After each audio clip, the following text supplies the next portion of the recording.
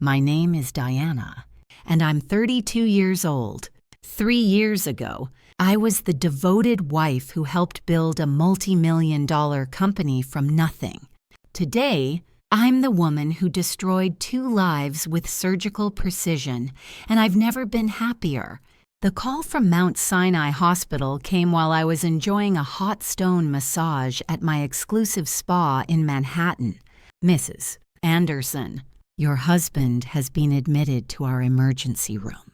He's been found paralyzed on top of another woman. We need you to come immediately to sign consent forms for treatment. I paused, letting the words sink in while the masseuse worked a particularly stubborn knot from my shoulder.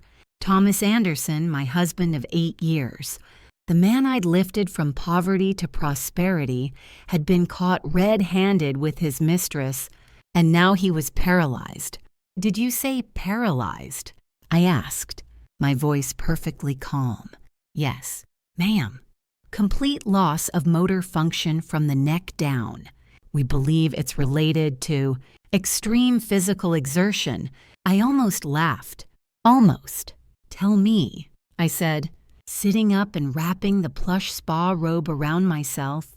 If he's already paralyzed, what exactly would treatment accomplish? The doctor's shocked silence told me everything I needed to know.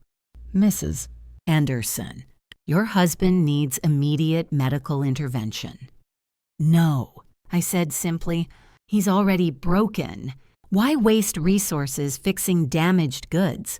Send him home. Let him wait for whatever comes next. What the doctor didn't know what Thomas would never discover was that his condition wasn't an accident of passion. It was the result of a very special vitamin supplement I'd been adding to his morning protein shake for months. A little something I'd acquired from a very discreet chemist who specialized in unique solutions. You see, when you spend 5 years building an empire with someone, you learn their routines, their weaknesses, their pressure points. And when that someone betrays you with a 26-year-old former cocktail waitress named Catherine Cole, well, sometimes revenge requires a delicate touch. Thomas thought he was so clever, slowly transferring our company's assets to Catherine's accounts. He thought I was just the dutiful wife, focused on charity galas and spa days while he built his exit strategy. But Thomas never learned the most important rule of marriage.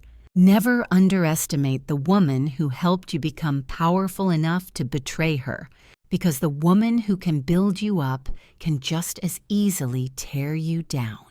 And when she has nothing left to lose and everything to gain, there's no limit to how creative her revenge can become.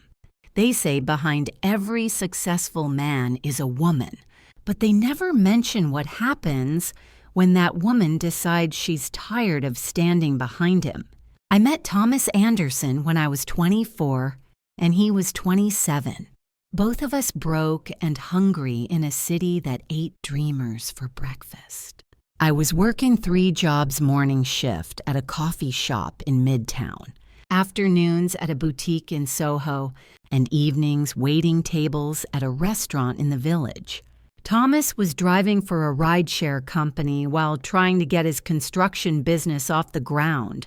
We met on a subway platform at 2 a.m., both exhausted and covered in the grime of honest work. He was reading a business development book with pages falling out, and I was counting tips from my shift, trying to figure out if I had enough for both dinner and my share of the electric bill.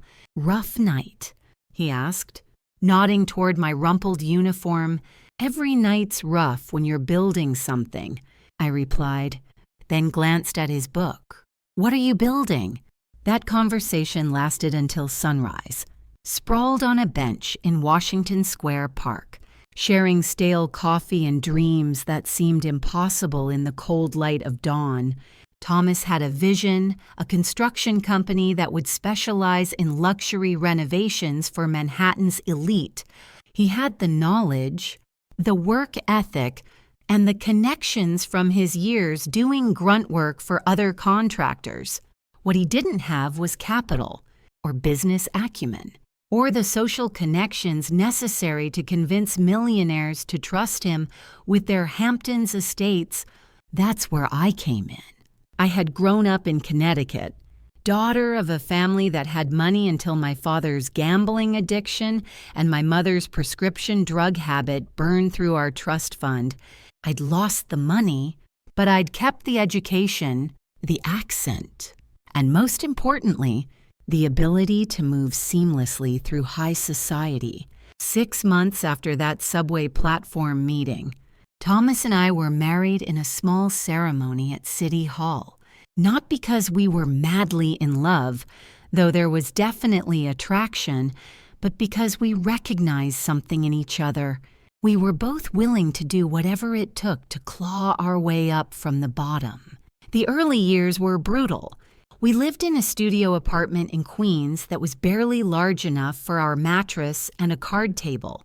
Thomas worked 18-hour days on construction sites, while I leveraged every social connection I could remember to get invitations to charity events where I could network with potential clients. I learned to play tennis again at the public courts in Central Park so I could hold my own in conversations about the summer circuit. I studied wine and art and classical music, rebuilding the cultural knowledge that had been my birthright before my family's spectacular fall from grace.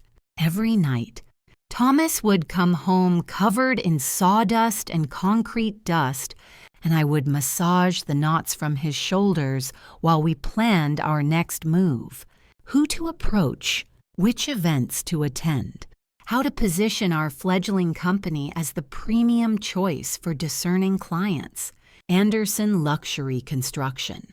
I suggested one evening as we shared takeout Chinese food on our lone piece of furniture. It sounds established, trustworthy. Using my name makes it sound like a one-man operation. Thomas pointed out, which is exactly what we want them to think. Personal attention from the owner. You're not just hiring a company, you're hiring Thomas Anderson himself. He smiled. That rare, genuine smile that I'd fallen for. What would I do without you? Thankfully, you'll never have to find out. The strategy worked. My ability to speak the language of wealth, combined with Thomas's undeniable skill, created a powerful combination. I would secure the clients through careful cultivation of relationships at gallery openings and polo matches. And Thomas would deliver work that exceeded their wildest expectations. Our first major contract was a complete renovation of a penthouse on the Upper East Side. The client, Margaret Whitfield, was a widow whose late husband had made his fortune in shipping. I'd met her at a Metropolitan Museum benefit and spent months carefully building a relationship before mentioning that my husband might be able to help with her plans to modernize her late husband's rather dated apartment. The renovation took 6 months and came in exactly on budget and ahead of schedule. Margaret was so pleased she recommended us to 3 of her friends, and within a year, we had more work than Thomas could handle alone. That's when we made our second brilliant decision. Instead of hiring more workers, we raised our prices. Exclusivity breeds demand among the wealthy, and soon we had a waiting list of Manhattan's elite begging for the privilege of hiring Anderson Luxury Construction. I formalized my role as Director of Client Relations, which was a fancy way of saying I was the one who convinced rich people to pay premium prices for Thomas's work. I joined the right clubs, attended the right charity events, and carefully cultivated relationships with the wives of investment bankers, real estate moguls, and tech entrepreneurs. By year 3, we had moved to a beautiful apartment in Chelsea. By year 5, we owned a house in Connecticut and a company worth 8 figures.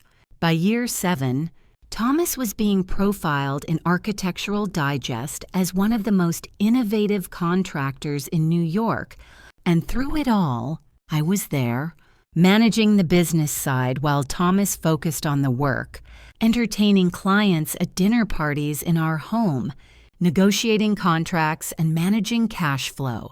I wasn't just his wife, I was his business partner, his social gateway, and his secret weapon.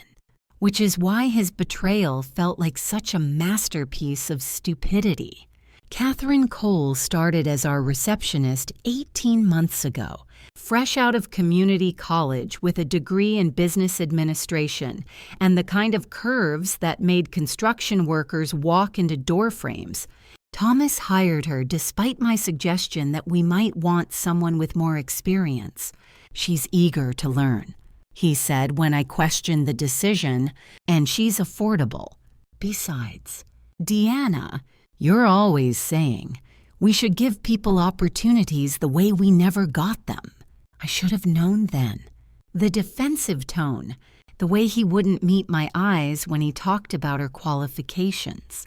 But I was busy managing the acquisition of a smaller construction company upstate, and I trusted Thomas the way you trust your own heartbeat. For months, I watched Catherine slowly insert herself into every aspect of our business. She started staying late to learn the filing system. She began dressing more professionally, trading her cheap polyester blouses for silk ones that I suspected were more expensive than our receptionist budget should have allowed. She volunteered to handle Thomas's calendar, to book his travel arrangements, to accompany him to site visits for administrative support. And Thomas, the brilliant man I'd built an empire with, fell for it like a tourist falls for a 3-card Monte game in Times Square. The first concrete evidence came 8 months ago when I was reviewing our company credit card statements. Thomas had always been careful with expenses. It was one of the things I loved about him. But suddenly, there were charges for expensive dinners at restaurants I'd never been to, hotel rooms during business trips that should have been day trips, and jewelry purchases that certainly weren't coming home to me. I could have confronted him then, could have demanded explanations and ultimatums. Instead, I decided to do what I do best. I hired a private investigator, a former FBI agent named Robert Chen who specialized in corporate fraud. Within a week, I had photographs of Thomas and Catherine together, not just business lunches, real dates, intimate dinners, weekend getaways to hotels in the Hamptons. More importantly, Robert discovered that Thomas had been systematically transferring company funds to Catherine's personal accounts. Small amounts at first, then larger ones. Over the course of a year, he'd moved nearly $2 million of our assets to his mistress. My first instinct was rage. Pure, white-hot fury that someone I'd trusted so completely could betray me so thoroughly. I wanted to march into our office and destroy them both in front of our entire staff. But then the rage crystallized into something much more dangerous. Cold, calculated determination. Thomas thought he was so clever. He thought he could slowly bleed our company dry, accumulate enough assets in Catherine's name to start fresh, and then simply walk away from our marriage with his dignity intact. He had forgotten the most important lesson I'd taught him during our climb to the top. If you're going to destroy someone, you don't just take their money. You take everything. Their assets, their reputation, their hope, and their ability to rebuild. Thomas was about to learn that lesson in the most painful way possible. The plan I developed was elegant in its simplicity. I would let Thomas continue his affair, continue transferring money to Catherine, continue thinking he was outsmarting the wife who'd helped him build everything he had. And then, when he felt most secure in his deception, I would take it all away.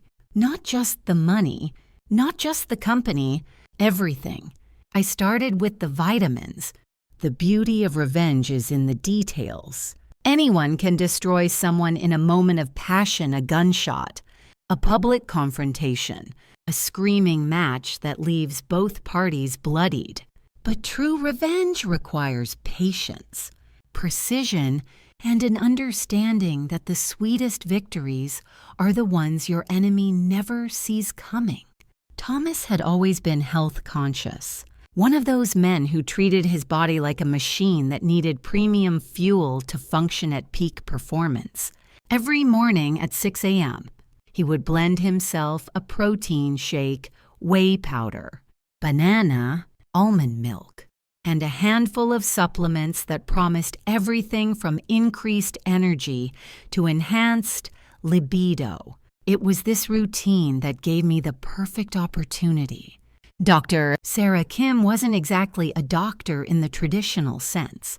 She held a PhD in biochemistry from Columbia and operated what she called a wellness consulting practice from a discreet office in Tribeca.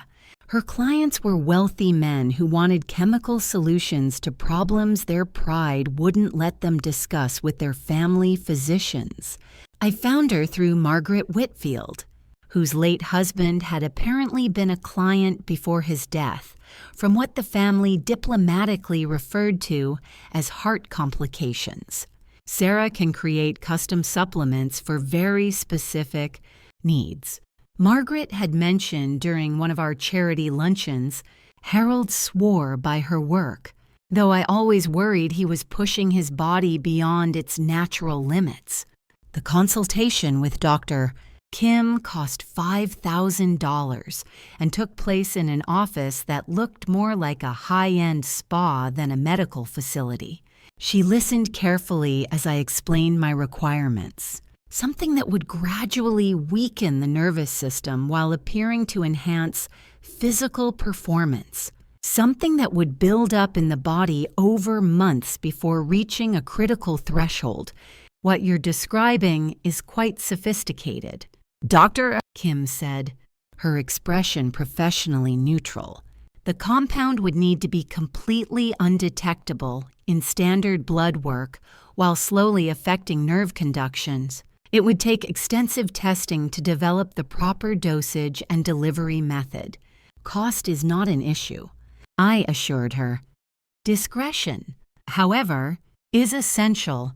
Of course, my clients value their privacy above all else. 3 weeks later, I received a package containing what appeared to be ordinary vitamin B12 supplements. The capsules looked identical to the ones Thomas had been taking for years, and Dr. Kim assured me they would be completely tasteless when dissolved in liquid. The effects will be gradual, she explained during our final meeting. Initial symptoms might include mild fatigue and occasional muscle weakness, things that could easily be attributed to stress or overwork. The more serious symptoms won't manifest until the compound reaches critical levels in the nervous system.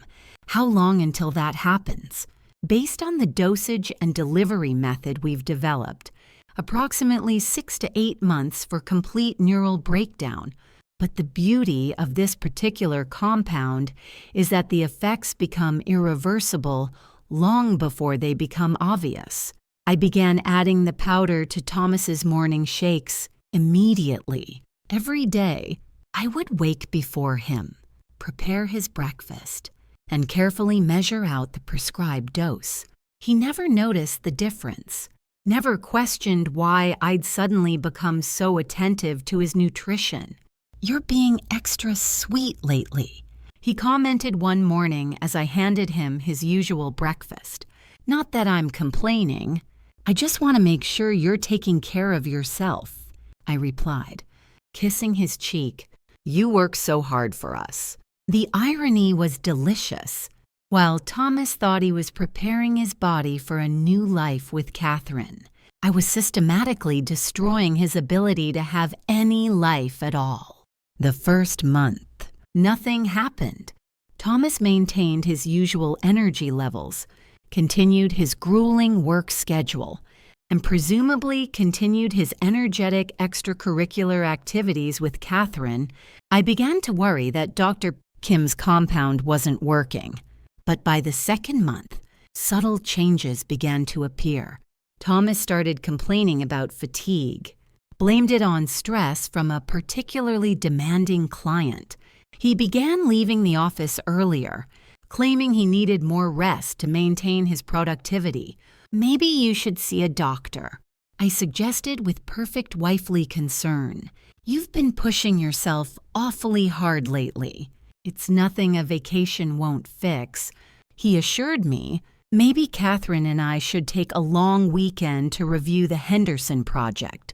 The fact that he could mention Catherine so casually, could use her as an excuse for a romantic getaway right to my face, only strengthened my resolve. Thomas deserved everything that was coming to him. By month 3, the muscle weakness had become noticeable. Thomas struggled with tasks that had previously been effortless, lifting heavy materials, climbing ladders, even opening stubborn jars. He attributed it to age, to the cumulative effect of years of physical labor. I'm thinking about hiring an assistant project manager. He mentioned one evening over dinner, someone who can handle more of the physical oversight while I focus on client relations and business development. That sounds wise. I agreed. You've built something too valuable to risk your health over. What I didn't mention was that his increasing physical limitations were making his affair with Catherine more challenging. According to Robert Chen's surveillance reports, their romantic encounters had become less frequent and significantly shorter in duration. Catherine, apparently, was beginning to notice her lover's declining performance.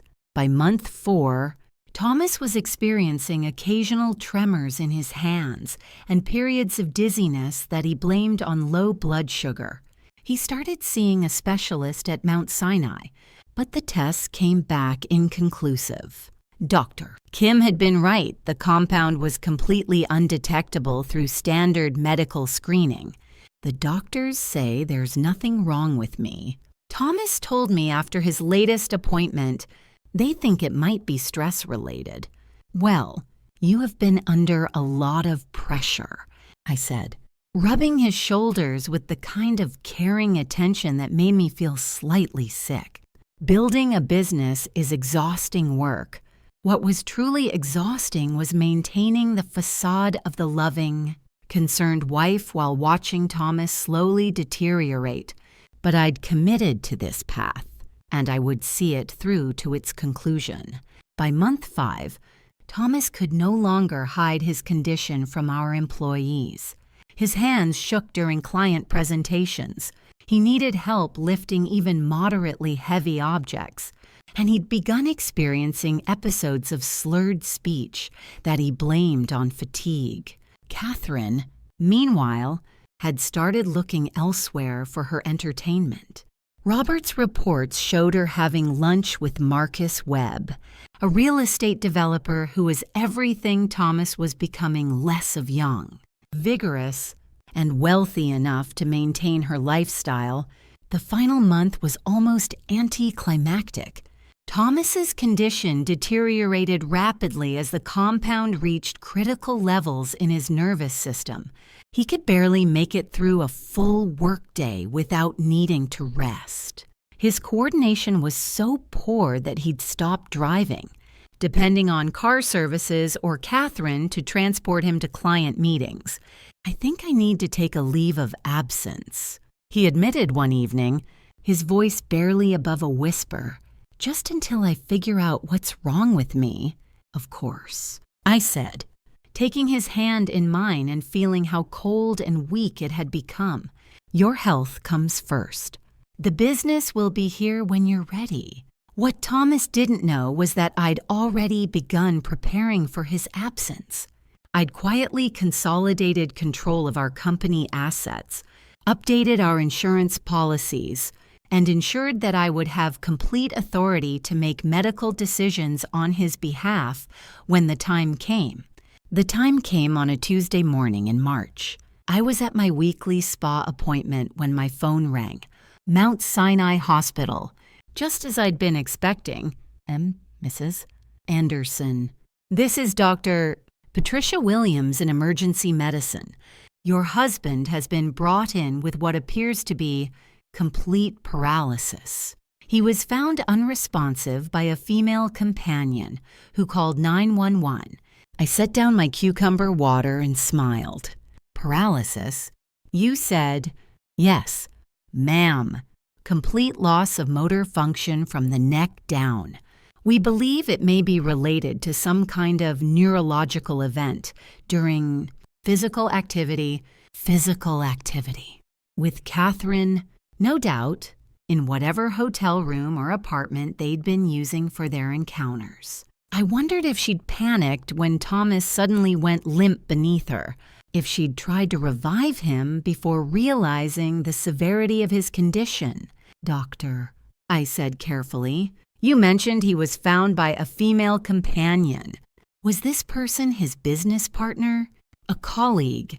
The brief pause told me everything I needed to know. The woman who called 911 identified herself as Catherine Cole. She said she was with Mr. Anderson when the incident occurred. Perfect. Thomas's affair was now a matter of medical record, documented by his own mistress in her panicked call for help. I see, I said, my voice cooling noticeably. And what exactly are you asking me to do? We need your consent for treatment. Mrs. Anderson, your husband's condition is quite serious. Without immediate intervention, doctor, let me ask you something. If my husband is already paralyzed, what exactly would treatment accomplish? The shocked silence on the other end of the line was deeply satisfying. Miss Anderson, I understand this is a difficult situation, but your husband needs immediate medical care. Every minute we delay reduces his chances of recovery. Recovery to what if he's paralyzed? He's paralyzed. What's the point of prolonging the inevitable? Ma'am, with proper treatment and rehabilitation, many patients with spinal injuries can regain some function, but he didn't have a spinal injury. Did he? You said it was neurological. That sounds permanent to me. I could hear Dr. Williams discussing something with colleagues in the background, clearly struggling with a response she'd never had to give before. Mrs. Anderson, regardless of the prognosis, we're obligated to provide life-sustaining treatment, but we need your consent for more intensive interventions. Then I'm withholding my consent. I said simply, my husband made his choices. Now he can live with the consequences. I'm not sure you understand the severity, doctor. Let me be very clear. My husband was found paralyzed on top of his mistress. He's been conducting an affair for over a year while systematically stealing from our joint business. If he's broken, it's not my responsibility to fix him. The silence stretched so long, I wondered if she'd hung up. Mrs. Anderson, I need to confirm what you're telling me. You're refusing treatment for your husband. I'm exercising my legal right as his spouse to decline extraordinary measures for someone who is clearly beyond help. Stabilize him. Give him whatever basic care is required to keep him alive.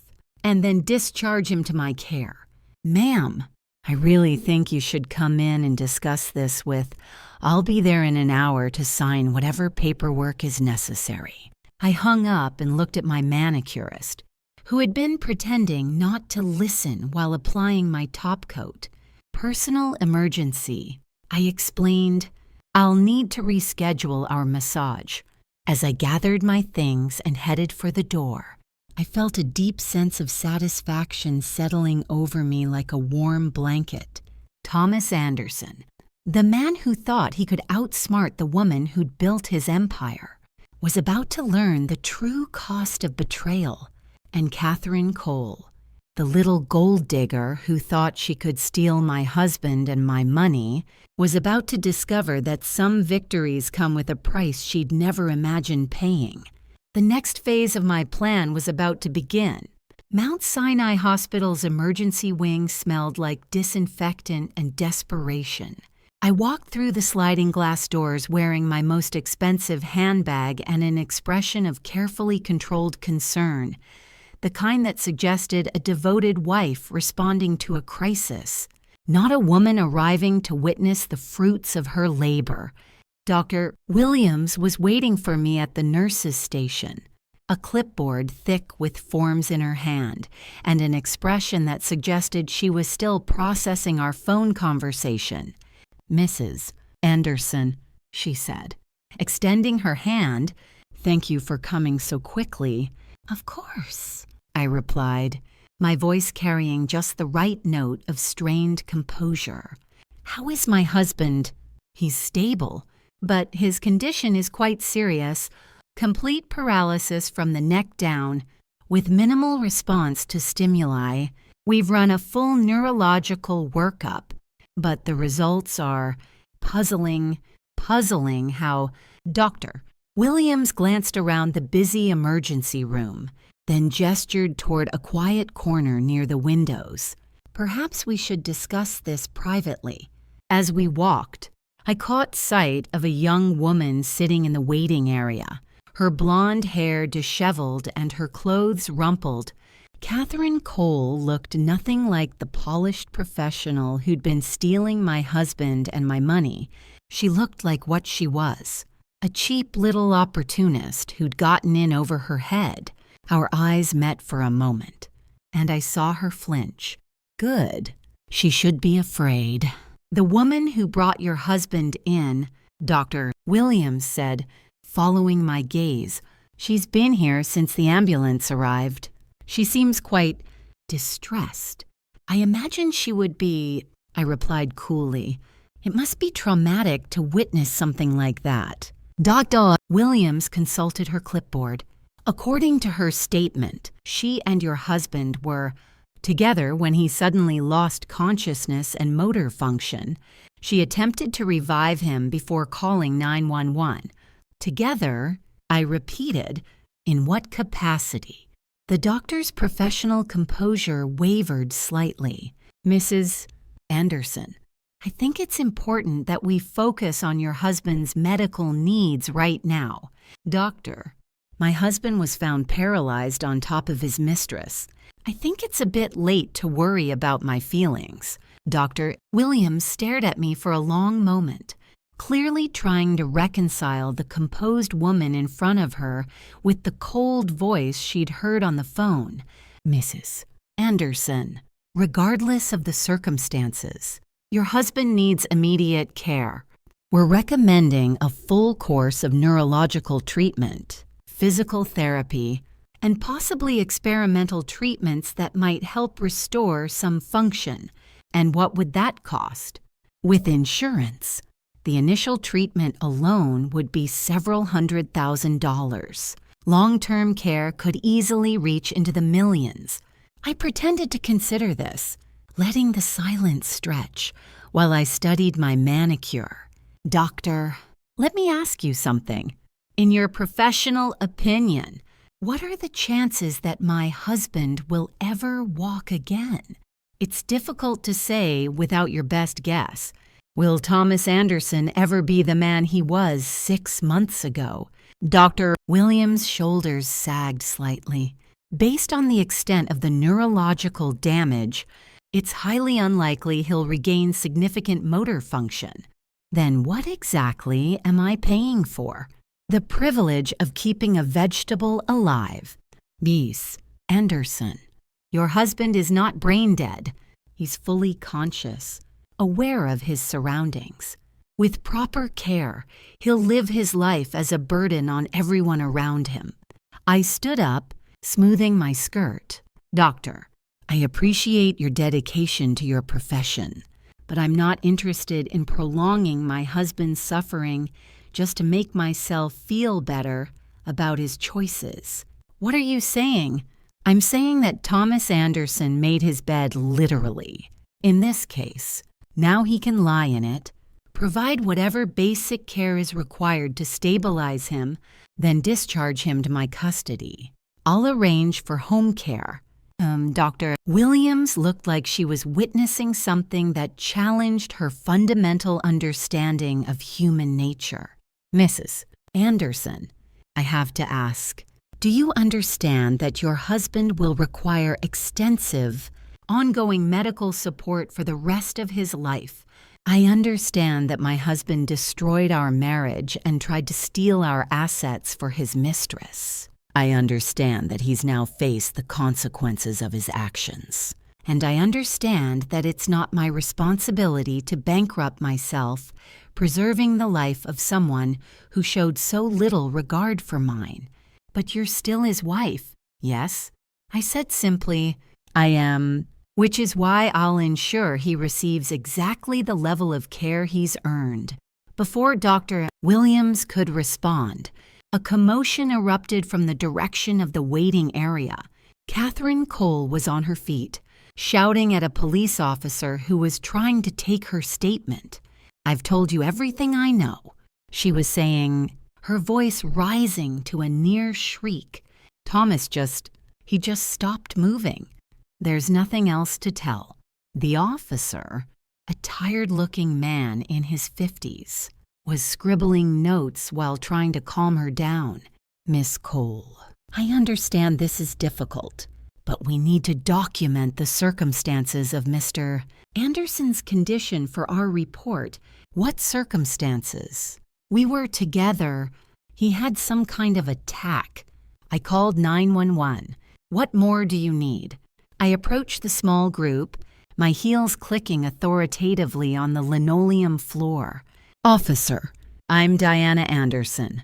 Thomas is my husband. The policeman looked up, relief evident in his expression. Mrs. Anderson, thank you for coming. We're just trying to get a complete picture of what happened to your husband. Catherine spun around to face me, her mascara smeared and her eyes wide with something that looked like panic. Diana, thank God you're here. Thomas is going to be okay. Right. The doctors can fix this. I studied her for a moment, taking in her disheveled appearance and the obvious guilt written across her face. Catherine, isn't it Thomas's employee? Yes. I work for the company. Thomas and I were discussing the Henderson project when at 2 p.m. on a Tuesday, in what appears to be a hotel room, the officer consulted his notes. According to the incident report, you called from the Meridian Hotel on West 57th Street. Catherine's face went white. It was a business meeting. Sometimes Thomas likes to meet clients in neutral locations. I'm sure he does, I said, my voice carrying just enough ice to make her shiver. Officer, what exactly do you need from me? Just confirming the victim's identity and emergency contact information. Miss Cole here was listed as the person to notify in Mr. Reed Anderson's phone, but we wanted to verify with his spouse. That detail hit harder than getting Thomas home required careful orchestration. I hired a medical transport company that specialized in moving paralyzed patients and arranged for the installation of a hospital bed in what had previously been our home office. The room was on the first floor, with easy access to a bathroom that I had hastily renovated to accommodate a wheelchair. Mike Rodriguez came recommended by the transport company. He was a former Army medic who'd been working as a home health aide since his discharge, with impressive credentials and references that spoke to his dedication and physical strength. What the references didn't mention, and what I only discovered during our interview, was that Mike had very strong opinions about marital fidelity. My ex-wife cheated on me while I was deployed. He told me as we discussed Thomas's care requirements, cost me my marriage. my relationship with my kids, and half my pension. I don't have much sympathy for men who step out on their wives. I can understand that, I said carefully. Of course, my husband's condition means he'll need very thorough care, round-the-clock attention. Sometimes people in his situation can become frustrated and difficult to manage. Mike's jaw tightened. Mrs. Anderson. I've worked with combat veterans who lost limbs to IEDs and still found ways to cause trouble. Your husband won't be a problem. Something in his tone made me suspect that Mike's definition of not being a problem might be more comprehensive than most people's. The position pays $60,000 a year. I told him, cash, if you prefer, with performance bonuses for exceptional care. Performance bonuses. My husband has a tendency toward ingratitude. I'd appreciate someone who could help him adjust to his new circumstances. Mike studied me for a long moment, and I could see him processing the subtext of our conversation. I understand completely, Mrs. Anderson. Your husband will receive exactly the level of care he deserves. Thomas arrived home on a Tuesday afternoon, transported on a specialized gurney that Mike helped maneuver into his new room.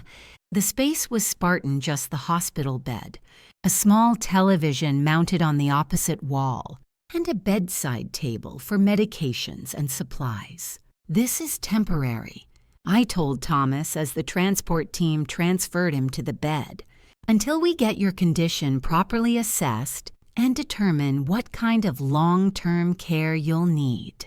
Thomas looked around the room, his eyes taking in the bare walls and single window that looked out onto our neighbor's fence. Diana, this isn't, couldn't we set up something in our bedroom upstairs? Our bedroom. I tilted my head. Thomas, you're going to require medical equipment, regular cleaning cycles, and constant supervision. It wouldn't be appropriate for you to share my personal space. The emphasis on my wasn't lost on him, but we're still married. This is still my house. Actually, I said, settling into the single chair I'd placed beside his bed, we need to discuss that. You see, while you were conducting your affair with Catherine, I had our lawyers review our property holdings and financial arrangements. Thomas's face went pale. What do you mean? I mean that our house, our company, and our primary assets are all held in a family trust that I established 3 years ago as the primary income earner and legal administrator of the trust. I have considerable discretion over how those assets are managed. You can't just take everything. I'm not taking anything.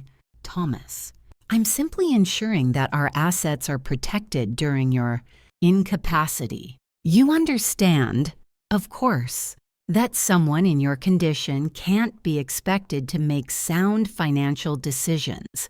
The look of dawning horror on Thomas's face was deeply satisfying. He was beginning to understand that his paralysis was the least of his problems. Deanna, please, whatever I did, we can work through it. I'll end things with Catherine. But Thomas, you already have ended things with Catherine. Your medical condition makes certain activities rather challenging now, doesn't it? Mike had been standing quietly by the door during this conversation, but I caught him suppressing what might have been a smile. Mike will be handling your day-to-day care. I continued, feeding, bathing, physical therapy, medication management. I trust the two of you will get along well. Actually, Mike said, stepping forward, I'd like to discuss Mr. Anderson's physical therapy schedule. In my experience, paralyzed patients benefit from very intensive rehabilitation. The way he emphasized intensive made Thomas shrink back against his pillow. Of course, I agreed.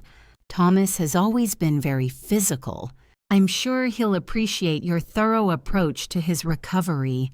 I left them to get acquainted and walked upstairs to what was now exclusively my bedroom. Through the window, I could see our neighbor's garden, where Mrs. Patterson was tending her roses. She'd been friends with Thomas and me for years, often joining us for barbecues and holiday parties. She would be devastated to learn about Thomas's affair. The whole neighborhood would be talking about it within days, which reminded me I had phone calls to make. I started with our lawyer, David Stern, who had handled the creation of our family trust and our corporate legal affairs. Deanna, I heard about Thomas's accident. How is he doing? He's paralyzed from the neck down, I said without preamble, permanently. According to the doctors, we need to discuss the business. Of course, I'll draft a temporary powers of attorney, David. Thomas wasn't alone when this happened. He was with Catherine Cole, our receptionist, conducting an affair. The silence on the other end of the line stretched long enough that I wondered if the call had dropped. I see, David said finally. That does complicate things. It certainly does. I've discovered that Thomas has been transferring company funds to Catherine's personal accounts, substantial amounts. I need to know our legal options for recovery. How substantial? Close to $2 million over the past 18 months. Jesus Christ. Diana, that's embezzlement, corporate theft. We need to act immediately to freeze those assets and file criminal charges. I was hoping you'd say that. I also want to explore civil remedies, pain and suffering, emotional distress, loss of consortium, whatever we can throw at them. Both Thomas and Catherine, oh yes, Thomas may be my husband, but he's also a co-conspirator in the theft of marital assets. And Catherine, well, Catherine is about to learn that sleeping with other people's husbands comes with consequences. David was quiet for a moment, processing the implications. Diana, I have to ask, are you certain you want to pursue this course? Going after your own husband could have serious ramifications for your marriage. I looked out the window again, watching Mrs. Patterson carefully prune her roses. David, my marriage ended the moment Thomas chose to betray me. Now I'm simply ensuring that the divorce settlement reflects the full extent of his misconduct. You're filing for divorce. Eventually, right now, I have more leverage as his devoted wife and legal guardian. But yes, when the time is right, I'll be filing for divorce on grounds of adultery and financial misconduct. This is going to be ugly. Deanna, good. Thomas and Catherine deserve ugly. My next call was to Robert Chen, the private investigator who'd been documenting Thomas's affair. Mrs. Anderson, he said when he answered. I heard about Mr. Anderson's condition. My condolences. Thank you. Robert, I need you to expand your investigation. I want a complete financial history of Catherine Cole, bank records, credit reports, expenditures, everything. I also need detailed documentation of every asset that Thomas transferred to her, looking for grounds for asset recovery. Among other things, I also want you to investigate Catherine's background more thoroughly. Employment history, previous relationships, any criminal record. I want to know everything about her. May I ask why? Because I'm about to destroy her life, and I want to make sure I don't miss anything important. Robert was quiet for a moment. Mrs. Anderson, I've been doing this work for 20 years. I've seen a lot of people seek revenge against cheating spouses. But this feels different. Different how? More systematic, more calculated. Most people want revenge in the heat of the moment. You seem to be planning something much more comprehensive. I smiled, though he couldn't see it. Robert, when someone steals from you, you don't just want your property back. You want to ensure they can never steal from anyone again. And how far are you willing to go to ensure that, as far as necessary? I could hear him thinking on the other end of the line. Mrs. Anderson, I need to ask you directly, are you planning anything illegal?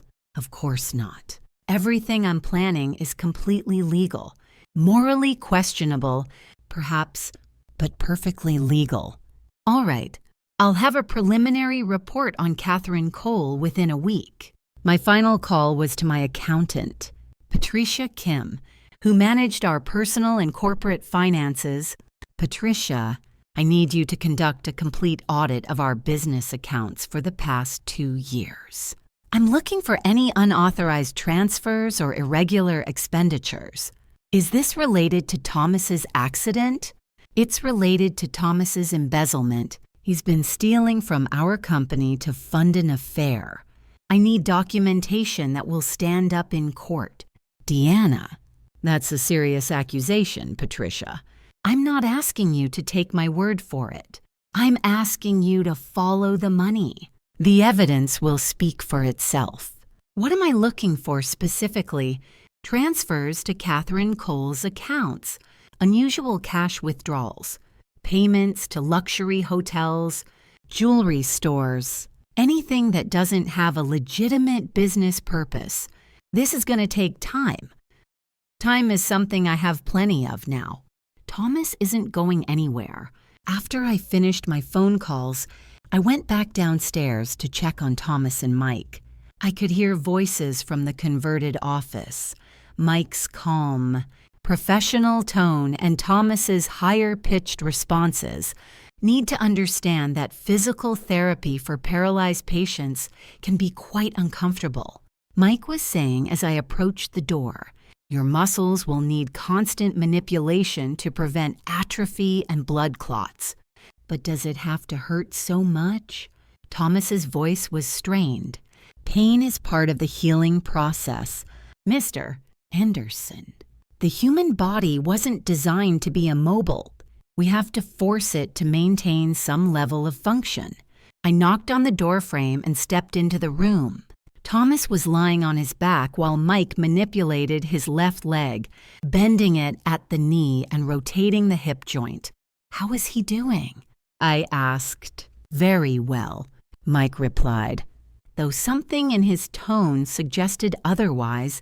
Mr. Anderson is quite responsive to treatment. Thomas's face was flushed and sweaty, and I could see tears in the corners of his eyes. Diana, maybe we could find someone with a more gentle approach. Gentle won't help you recover, Mike said before I could respond. Your wife hired me because I get results, unless you'd prefer to develop contractures and blood clots. No. But then we continue with the prescribed therapy. Mrs. Anderson, I recommend that Mr. Anderson receive this treatment 3 times daily, morning, afternoon, and evening. Whatever you think is best. I agreed. Thomas's recovery is our top priority. Mike's smile was perfectly professional, but there was something in his eyes that suggested he took great satisfaction in his work. I'll leave you to it, I said, backing toward the door. Thomas, I'll be in my office if you need anything.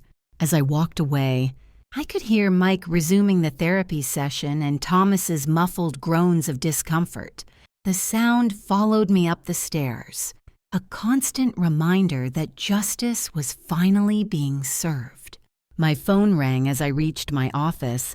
Catherine Cole's name appeared on the caller ID. Perfect timing. Diana. Catherine's voice was shaky, uncertain.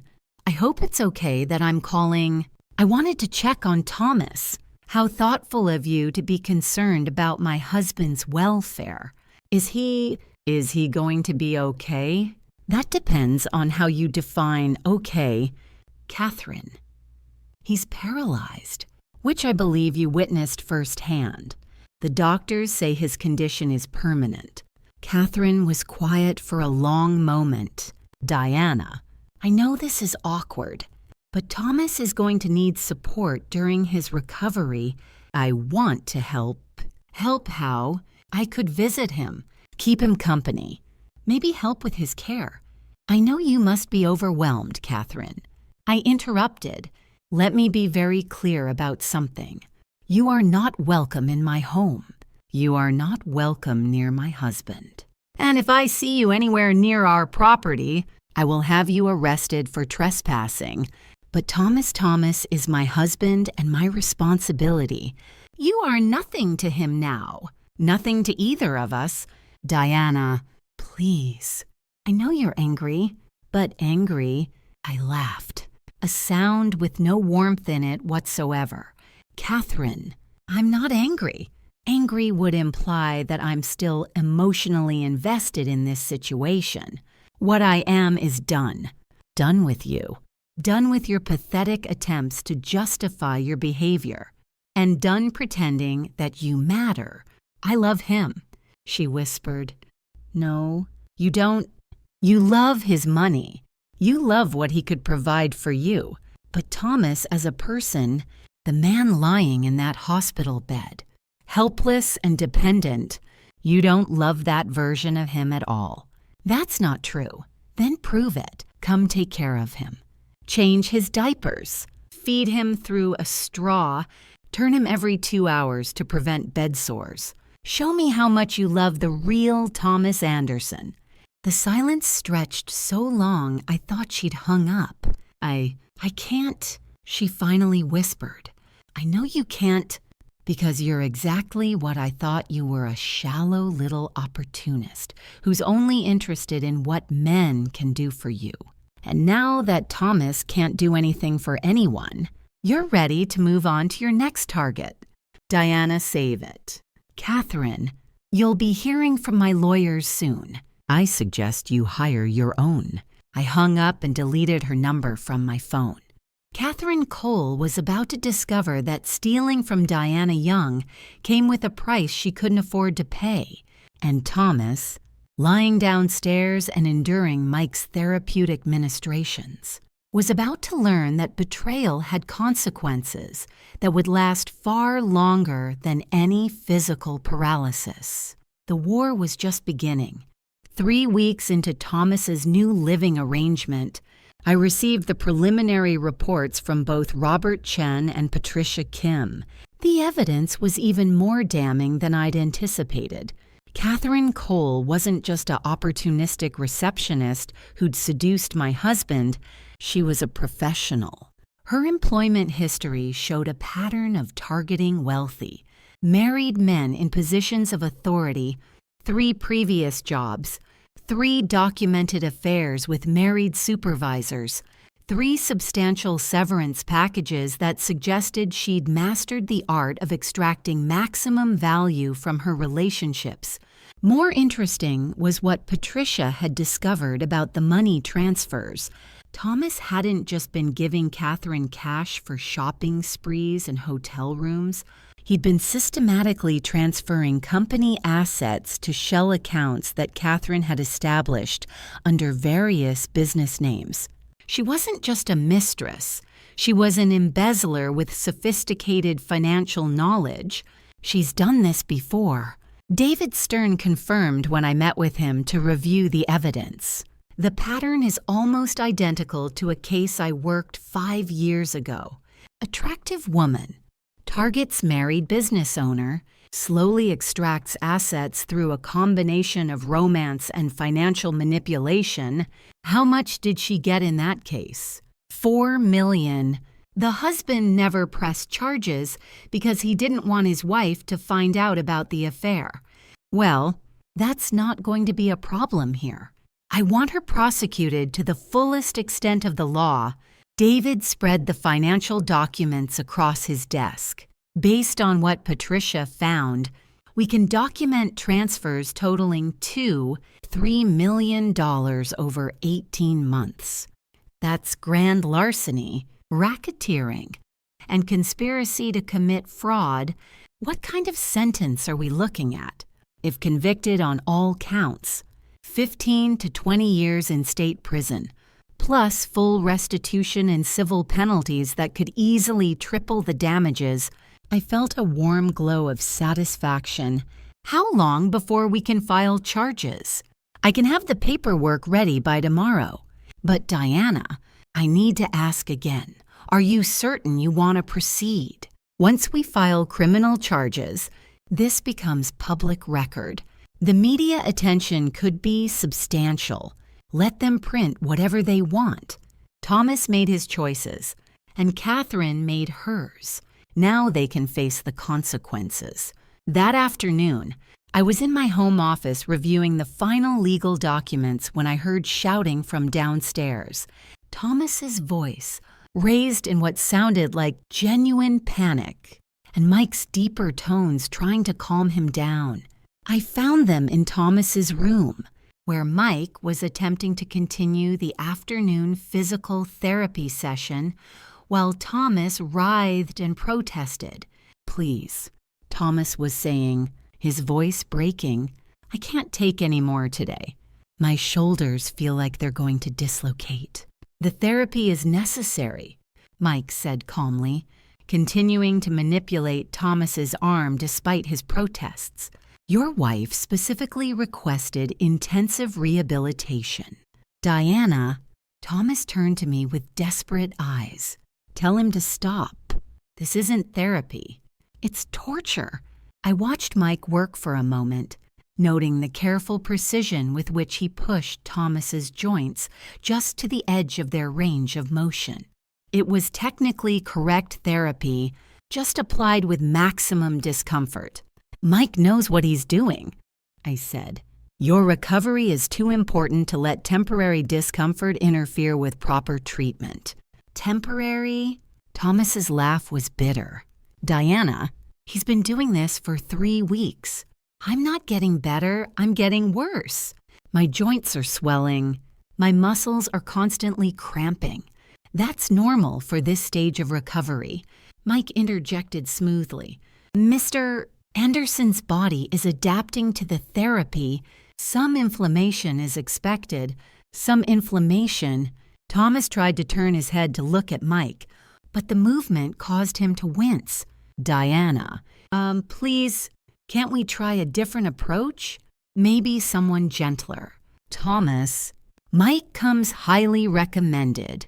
His previous clients have all shown remarkable improvement under his care." This was technically true.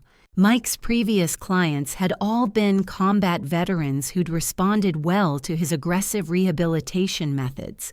Of course, they'd also had the use of their arms and upper body strength to endure the treatment. "Mrs. Anderson," Mike said, never pausing in his manipulation of Thomas's leg. "I should mention that Mr. Anderson has been somewhat resistant to treatment. He's been requesting modifications to his therapy schedule. Modifications, shorter sessions, reduced intensity, more rest periods. I've explained that such accommodations would significantly delay his recovery." Thomas's face was flushed with exertion and frustration. "Diana, I'm not being resistant. I'm telling you that what he's doing is causing me real harm." I studied my husband's face, taking in his obvious distress and the way he was struggling against restraints that were both physical and psychological. 6 months ago, Thomas Anderson had been a powerful man, capable of commanding respect and making decisions that affected hundreds of people. Now he was helpless, dependent on others for his most basic needs, and discovering that the people he was dependent on might not have his best interests at heart. "Mike," I said carefully, "perhaps we could discuss Mr. Anderson's therapy schedule privately." "Of course." "Mrs. Anderson." I followed Mike out into the hallway, leaving Thomas alone with his fears and his increasingly accurate suspicions about his situation. "How is he really doing?" I asked once we were out of earshot. Mike's professional demeanor slipped slightly, revealing something harder underneath. He's exactly where you want him to be. Mrs. Anderson, completely dependent, increasingly demoralized, and beginning to understand that his situation isn't going to improve. And the therapy is perfectly legitimate, just applied with maximum psychological impact. His joints are fine. His muscle tone is actually improving slightly, but he doesn't need to know that. I nodded approvingly. Continue as you are. Thomas needs to understand the full consequences of his choices. What about visitors? He's been asking about phone calls, about contacting people from the office. No visitors, no phone calls. Thomas is recovering from a serious medical condition. He needs rest and quiet. Mike smiled, and for a moment I saw exactly why his ex-wife's infidelity had affected him so deeply. There was something implacable about him, something that suggested he understood revenge as both an art and a science. Understood. I'll make sure he gets all the rest he needs. I was heading back upstairs when the doorbell rang. Through the front window, I could see a figure I recognized immediately, Catherine Cole, standing on my front porch with what appeared to be a large suitcase. I opened the door but left the security chain engaged, creating a gap of only a few inches. "Diana," Catherine said, her voice carrying forced brightness. "I know you said I wasn't welcome, but I've been thinking about Thomas constantly. I brought some of his things from the office, and I was hoping." "You were hoping what?" "Exactly. That I could see him. Just for a few minutes. I need to know he's okay." I studied Catherine through the gap in the door. She looked different than she had at the hospital, more composed, better dressed, clearly having taken time to prepare for this encounter. Her makeup was perfect, her hair professionally styled, and she was wearing a dress that probably cost more than most people made in a month. "Thomas is fine," I said. "He's receiving excellent care, Diana." "Bah, please. I know you hate me, and I understand why, but Thomas and what we had was real. I love him. Do you?" "Yes. I know it's complicated, and I know I made mistakes, but I want to help take care of him. I want to be part of his recovery." I pretended to consider this, letting Catherine see hope creep into her expression. "You want to help take care of Thomas. More than anything, you want to be part of his daily routine, his medical needs, his intimate care requirements." Catherine's composure wavered slightly. "I want to do whatever he needs." Interesting. And this sudden devotion, it wouldn't have anything to do with the criminal charges that are about to be filed against you. The color drained from Catherine's face. Criminal charges. Embezzlement. Fraud. Conspiracy to commit grand larceny. Should I continue? "Diana, I don't know what you think happened, but I don't think anything." "Catherine, I know exactly what happened. You've been systematically stealing from our company for 18 months. The evidence is quite comprehensive." Catherine's carefully constructed facade began to crack. "It wasn't stealing. Thomas gave me that money willingly. Thomas gave you access to company accounts that you used to transfer assets to shell corporations under your control. That's embezzlement, regardless of his consent, but we were planning a future together, a future that required stealing from his wife." I laughed. "Catherine, did you really think you could steal $2 million from me and I would just let it slide?" $2 million. Catherine looked genuinely shocked. "It wasn't nearly that much. Would you like to see the accounting records? I have them right here." Catherine slumped against the doorframe, her suitcase dropping to the porch with a dull thud. "Diana, please, I'll give it back. All of it. Just don't press charges. Oh, but Catherine, that's the beautiful thing about criminal law. Once the authorities are involved, it's not up to me anymore. The state of New York takes theft very seriously. What do you want? I want you to understand what it costs to steal from Diana Young. I want you to learn that actions have consequences. And I want you to experience exactly the level of care and consideration that you showed my marriage. Catherine was crying now, her perfect makeup beginning to run in dark streaks down her cheeks. Please, Diana, I'll do anything. Anything. Yes, then take care of Thomas.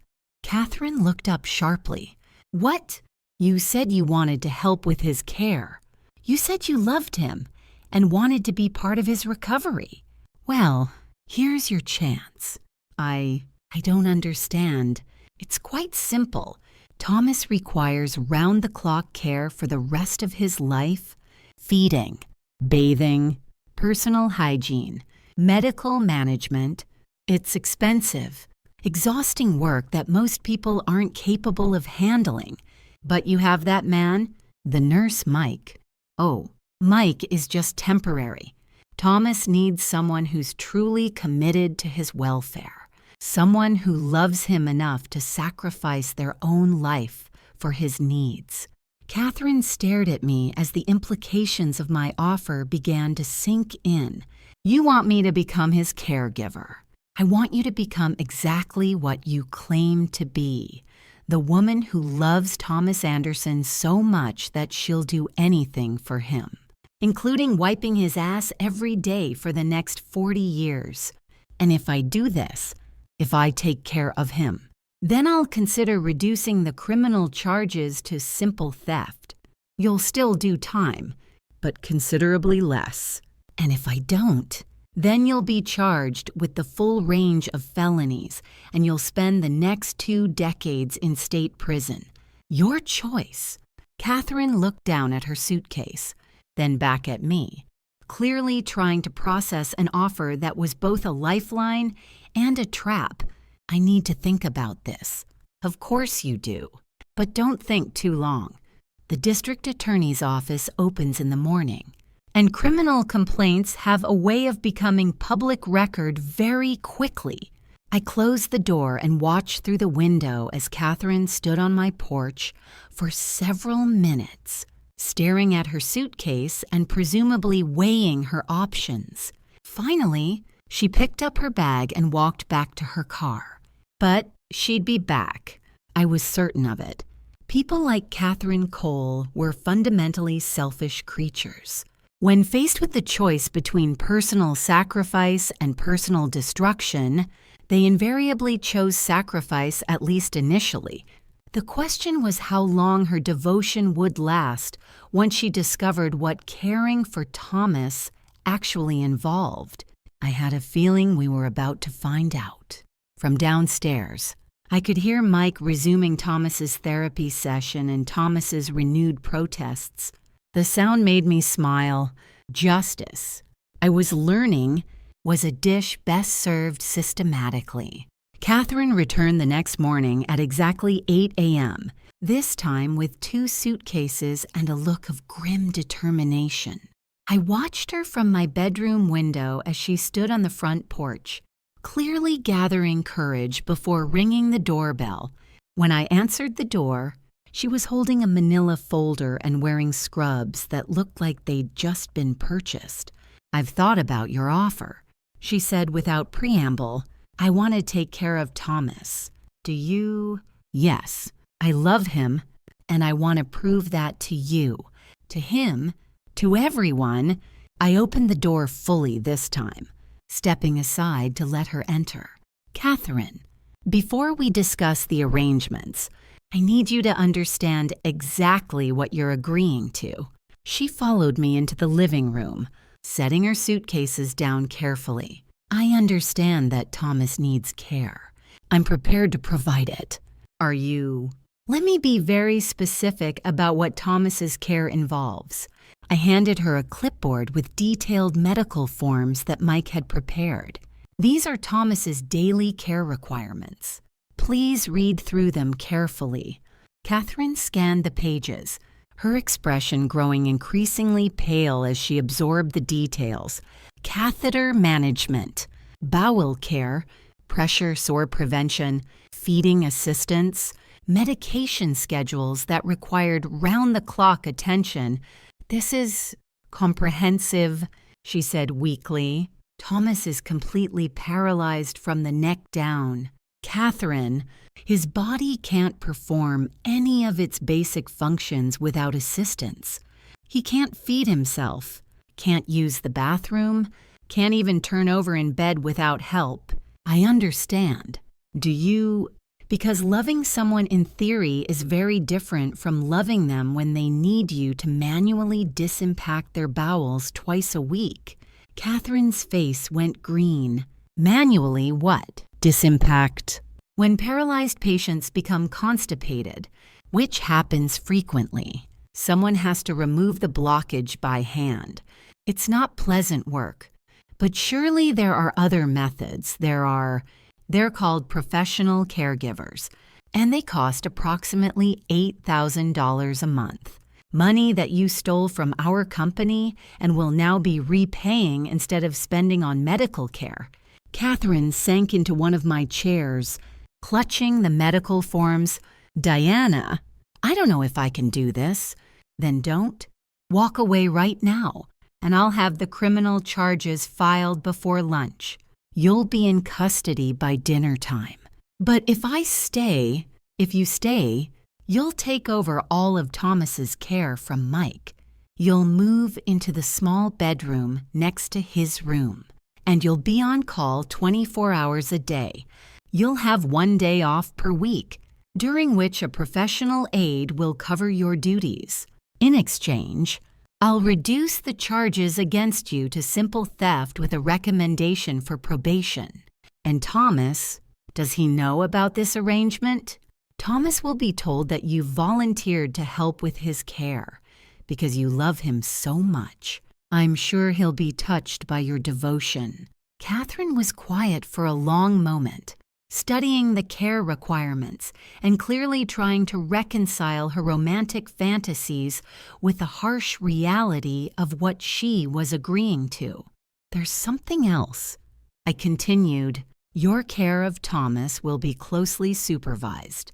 Any sign that you're not providing adequate attention to his needs, any evidence that you're shirking your responsibilities, and the deal is off. Supervised by whom? By me. This is my house, and Thomas is my husband. I'll be monitoring his condition very closely. The irony was exquisite. Catherine thought she was saving herself from prison by agreeing to care for Thomas. What she didn't understand was that I was simply relocating her prison to my home, where I could personally oversee her punishment. I'll do it, she said finally. I'll take care of him. Excellent. Let me show you to your room. The bedroom I'd prepared for Catherine was Spartan. A single bed, a small dresser, and a baby monitor that would allow her to hear Thomas if he needed assistance during the night. What she didn't know was that the baby monitor worked both ways, allowing me to listen to their conversations from my own room. The bathroom is shared with Thomas's room, I explained as I showed her around. You'll be responsible for maintaining both spaces. Mike will spend today training you on the proper care procedures, and then you'll take over tomorrow. Tomorrow. Catherine looked panicked. That seems very fast. Catherine, Thomas has been paralyzed for nearly a month. Every day of improper care increases his risk of complications. We can't afford to delay his treatment while you adjust to the idea of actually working for your money. I introduced Catherine to Mike, who looked her up and down with obvious skepticism. You're the one who was with him when this happened, he asked without any attempt at politeness. Yes, Catherine said quietly, and now you want to take care of him. I love him. Mike's expression suggested he had opinions about people who expressed love by causing medical emergencies, but he simply nodded. "All right, let's see if you can learn to do this properly." I spent the rest of the day listening to Mike's training session through the baby monitor. Catherine's education in the realities of caring for a paralyzed patient was both thorough and brutal. Mr. Anderson needs to be turned every 2 hours to prevent pressure sores, Mike explained. That means every 2 hours, day and night. If you skip a rotation because you're tired or because it's inconvenient, he could develop ulcers that become infected and potentially fatal. Every 2 hours. Catherine's voice was small, even at night, especially at night. Pressure sores develop faster when patients are immobile for extended periods. The training continued with catheter care, feeding procedures, and medication management. Each new requirement seemed to drain more of Catherine's enthusiasm for her new role. By evening, when I went downstairs to check on their progress, Catherine looked exhausted and Thomas looked confused. "Diana," Thomas said when I entered his room, "Catherine says she's going to be helping with my care. Is that true?" "It is. Catherine felt terrible about your accident and volunteered to assist with your recovery. But what about Mike? Mike will be moving on to other patients.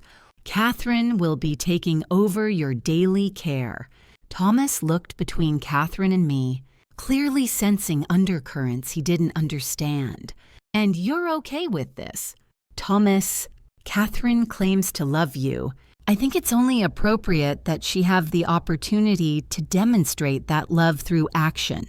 Catherine shot me a look that suggested she was beginning to understand the full dimensions of the trap she'd walked into. "I want to do this," she said. Though her voice lacked conviction, "I want to take care of you. Thomas smiled for the first time since his accident. "Catherine, I can't believe you're doing this. After everything that's happened, you're still here." "I'll always be here for you," Catherine said, and I could hear her trying to convince herself as much as him. That night, I lay in my bed listening to Catherine's first attempt at overnight care through the baby monitor. Every 2 hours, she would wake up, go into Thomas's room, and struggle to turn him properly. I could hear her cursing under her breath. Hear Thomas trying to help by shifting his weight in ways that his body could no longer accomplish. By morning, both of them sounded exhausted. I went downstairs to find Catherine in the kitchen, still wearing her scrubs from the day before, staring into a cup of coffee with hollow eyes. "How did the first night go?" I asked pleasantly. "Fine," she said without looking up. "Thomas seems comfortable. I'm sure he appreciates having someone who cares about him so much, handling his needs." Catherine finally raised her eyes to meet mine. "How long do I have to do this?" "Do what?" "You know what? This arrangement. How long before the charges are reduced?" "Oh, Catherine, I think there's been a misunderstanding." Her face went pale. "What kind of misunderstanding?" "The charges will be reduced when you've made full restitution for the money you stole, all $3 million of it. But I can't possibly. Professional caregivers make about $40,000 a year. At that rate, it will take you approximately 57 years to pay back what you owe." Catherine stared at me in horror. 57 years. "Of course. That assumes you don't take any salary for yourself. If you want money for personal expenses, it will take considerably longer." "You can't be serious." "Catherine, you stole millions of dollars from my family. Did you think the consequences would be a few months of community service?" "But Thomas will be. We'll both be. Elderly, yes. Probably But think of what a beautiful love story it will make. The devoted woman who sacrificed her entire life to care for the man she loved. Very romantic. From the baby monitor, I could hear Thomas calling for Catherine. His voice was weak but persistent. "He needs you," I said, gesturing toward his room. Better not keep him waiting. Catherine stumbled toward Thomas's room like a woman walking to her own execution, which, in a sense, she was. Over the next few weeks, I watched Catherine's transformation from pampered mistress to exhausted caregiver with deep satisfaction. The work was relentless feeding, bathing, turning, medicating, cleaning. Thomas's needs were constant, and Catherine's inexperience made every task take twice as long as it should. Her appearance deteriorated rapidly. The expensive clothes and professional makeup gave way to stained scrubs and unwashed hair. She lost weight from stress and exhaustion, developed dark circles under her eyes from chronic sleep deprivation. But the most beautiful part was watching her relationship with Thomas change. The romantic fantasy that had sustained their affair couldn't survive the reality of intimate medical care. When Catherine had to clean Thomas after bowel accidents, when she had to insert catheters and manage infected pressure sores, when she had to wake up every 2 hours to prevent complications, the romance died a quick and inglorious death. Thomas, for his part, began to understand that Catherine's love was motivated by factors other than devotion. He wasn't stupid. And it didn't take long for him to notice Catherine's growing resentment and barely concealed disgust. She hates this. He told me one evening when Catherine was taking her weekly day off. She hates taking care of me. I'm sure that's not true, I said with practiced sympathy. Catherine loves you. She's just adjusting to the demands of caregiving. Deanna, I made a terrible mistake. With Catherine, with everything. I know I have no right to ask. But what? Is there any chance you could forgive me? Any chance we could work things out?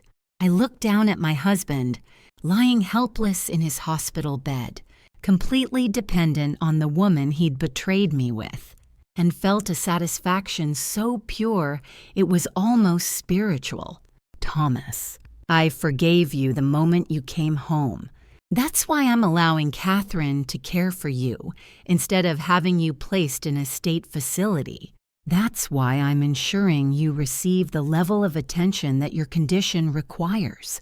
But could you and I, get back together?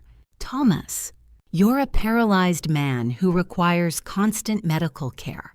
What could I possibly want with you now? The look of devastation on his face was everything I'd hoped for. Besides, I continued, Catherine has sacrificed so much to be here with you. It would be cruel to take that away from her after she's invested so much in your recovery. That night, I listened through the baby monitor as Thomas tried to convince Catherine to abandon him. You don't have to do this, he told her during one of her midnight care rounds. Diana would understand if you wanted to leave. I can't leave, Catherine replied, her voice flat with exhaustion. I have nowhere else to go. But surely you could find another job with a criminal record. After what I did, Thomas, this is my life now. Taking care of you is the only way I can avoid prison. Criminal record. Catherine, what are you talking about? And finally, Catherine told him the truth about the money, about the embezzlement charges, about the choice between caring for him and spending decades in prison. The silence that followed was the most beautiful sound I'd ever heard. When Thomas finally spoke, his voice was barely a whisper. So you're only here because Diana is forcing you to be. I'm here because I love you, Catherine said, but even she didn't sound convinced anymore. No, You're here because you stole from my wife, and now you're paying the price. Thomas, get out. What? Get out of this room. I don't want you touching me anymore. Thomas, I can't leave. You need care, then let Diana find someone else. I won't be taken care of by someone who's only here because they're being blackmailed. I smiled in the darkness of my bedroom. Perfect. Even better than I'd hoped. Thomas was finally learning what it felt like to be betrayed by someone you trusted. And Catherine was discovering that love without choice isn't love at all. It's just another form of slavery.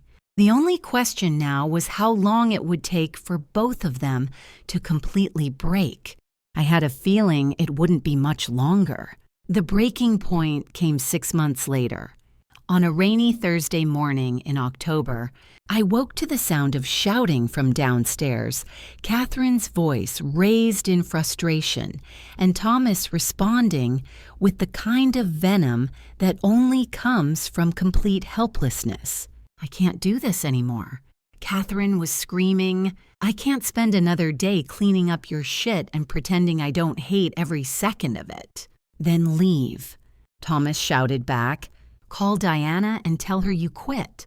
See what happens when you try to explain to a judge why you stole millions of dollars. You think I want to be here?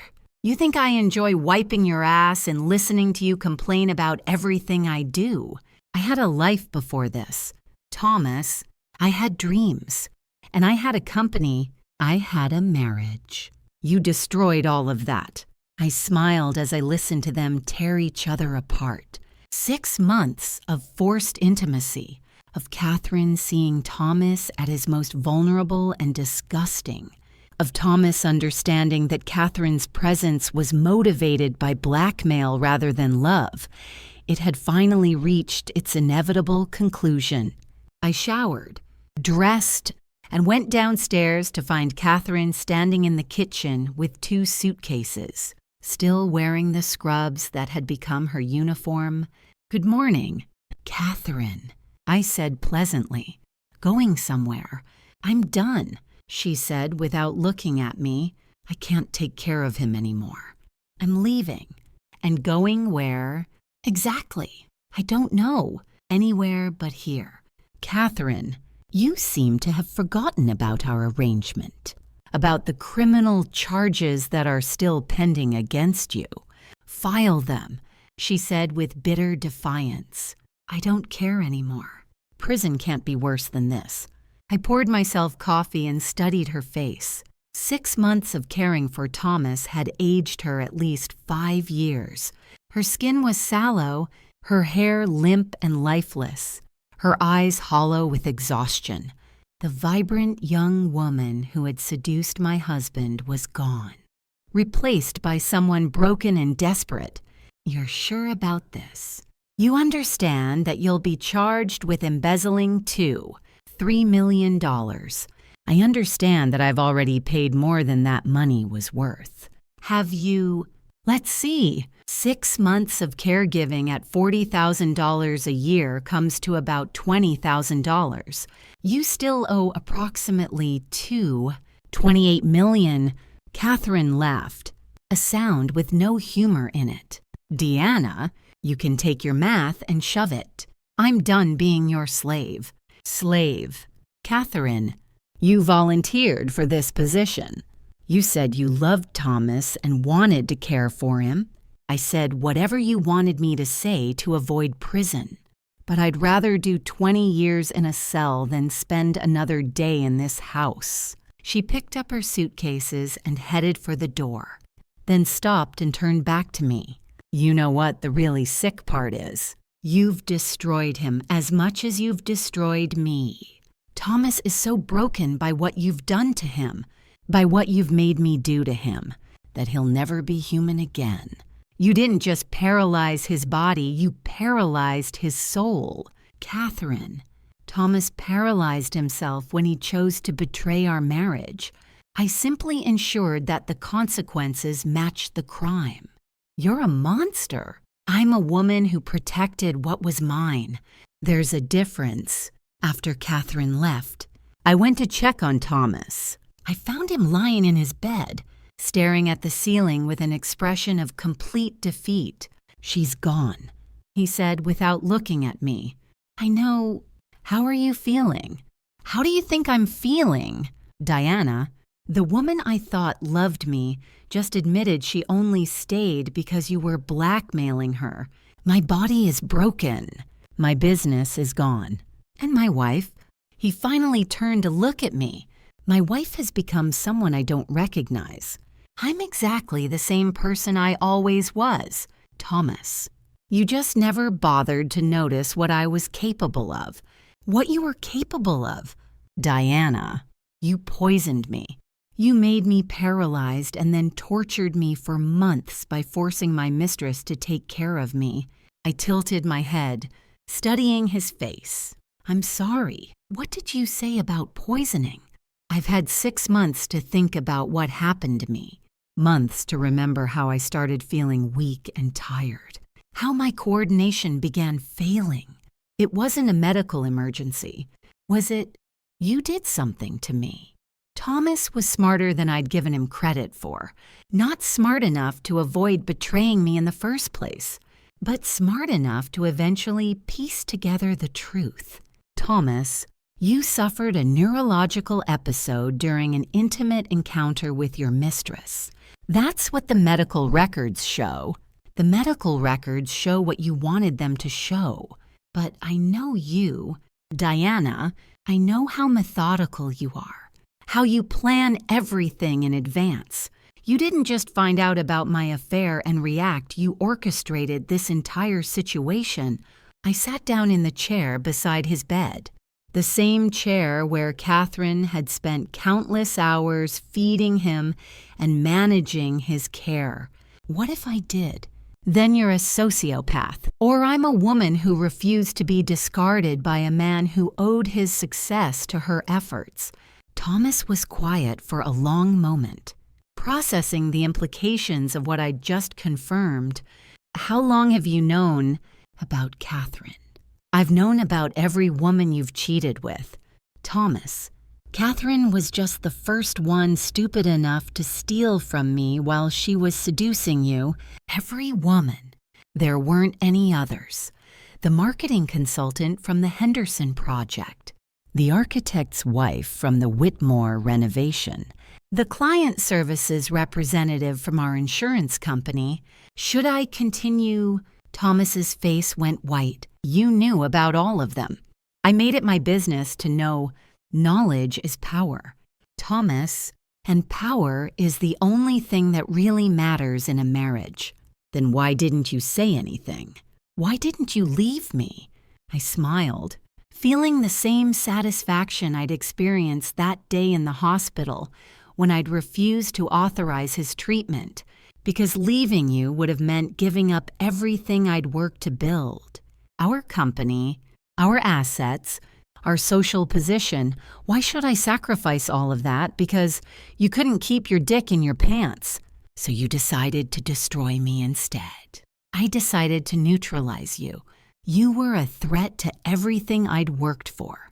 So I eliminated that threat by paralyzing me, by ensuring that you would never again be in a position to betray me or steal from me.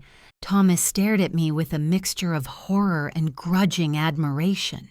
And Catherine was collateral damage. She made the mistake of trying to steal from me, so she paid the price. The fact that her punishment also served to psychologically torture you was just efficient planning. You're insane. I'm practical. Thomas, you seem to think that love means accepting betrayal and theft without consequences. But real love, the kind that builds empires and survives decades, requires accountability. This isn't love, Deanna. This is revenge. What's the difference? You hurt me, so I hurt you back. You stole from me, so I made you pay. You tried to replace me, so I made sure you'd never be able to replace anyone. I stood up and smoothed my skirt, preparing to leave him with his thoughts. The beautiful part I continued, is that you're finally the husband I always deserved, completely dependent on me, unable to cheat or steal or make any decisions that might threaten our assets. You're the perfect partner. Thomas utterly powerless. And now, what happens now that Catherine is gone? Now I find you another caregiver, someone professional who won't develop emotional attachments or try to steal from our accounts. Someone who will keep you alive and functional while I enjoy the life we built together. The life you built? You mean